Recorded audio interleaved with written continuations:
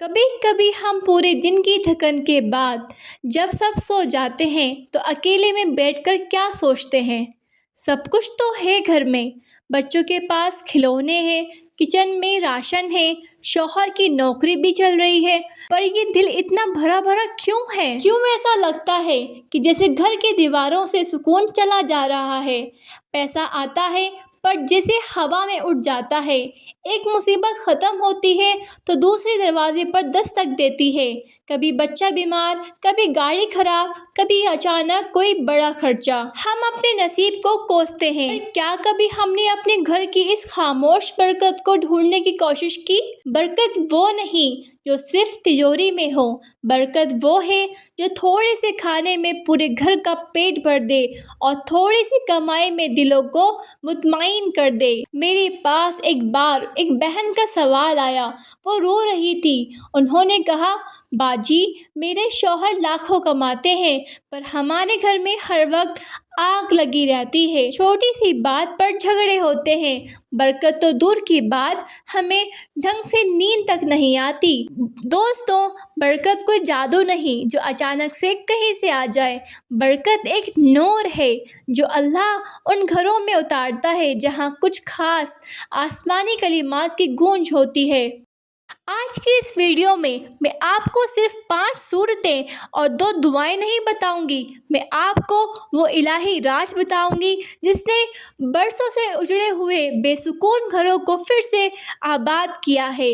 آج ہم towards light پر ڈھونڈیں گے وہ راستے جو آپ کے خالی ہاتھوں کو برکت سے بھر دے گا۔ سورتوں کی بات کرنے سے پہلے میں آپ کو ایک ایسی ماں کا قصہ سناؤں گی جس نے صرف ایک سورے کی بدولت اپنے گھر کی غریبی اور جھگڑوں کو ہمیشہ کے لیے ختم کر دیا۔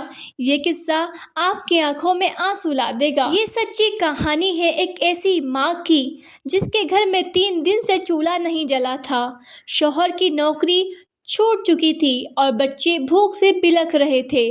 وہ ماں روز صبح اٹھتی، سب کے اٹھنے سے پہلے کچن میں جاتی اور برتنوں کو ایسے ہلاتی جیسے کھانا بن رہا ہو، تاکہ پڑوسیوں کو ان کی غریبی کا پتہ نہیں چل سکے۔ ایک رات جب بچوں کو پانی پلا کر سلایا تو وہ مصلی پر بیٹھ گئی، اس کی آنکھوں سے آنسو گر رہے تھے۔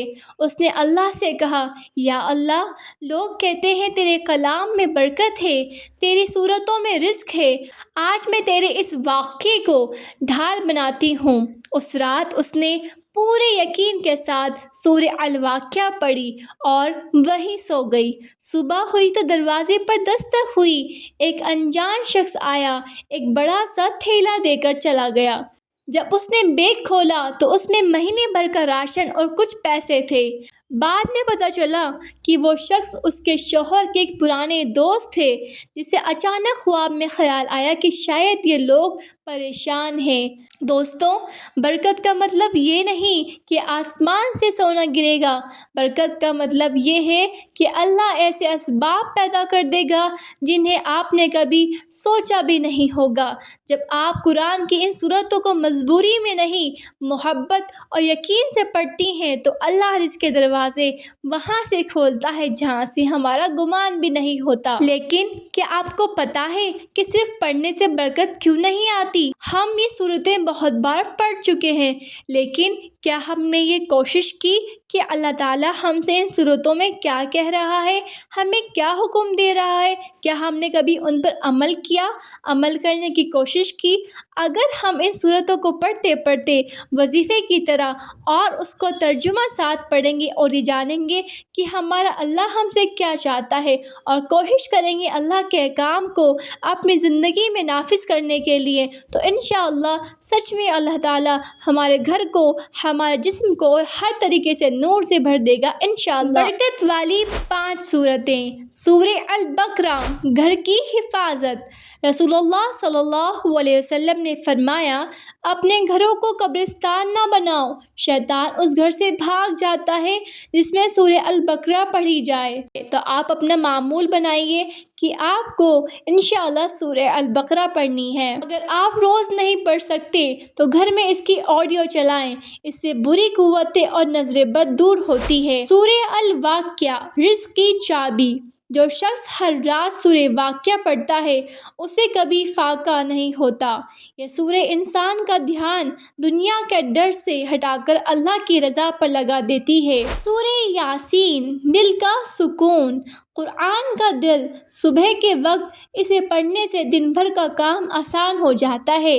جب کام کا بہت زیادہ ہو تب اسے پڑھیں یا آڈیو چلا لیں۔ سورہ الرحمن نعمتوں کا شکر، یہ سورہ گھر میں محبت اور نرم دلی لاتی ہے۔